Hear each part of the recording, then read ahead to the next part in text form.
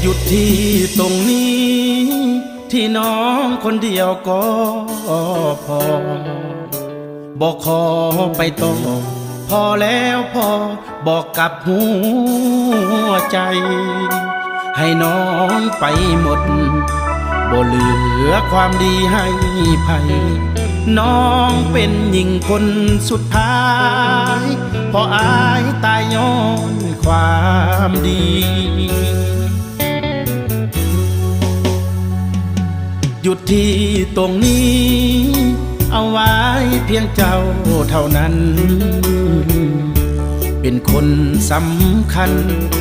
ของอายเท่าสู้ชีวิตตกทุกข์ได้ยากน้องสู้กับอายเต็มที่ยามจนน้องนั้นหากดียามมี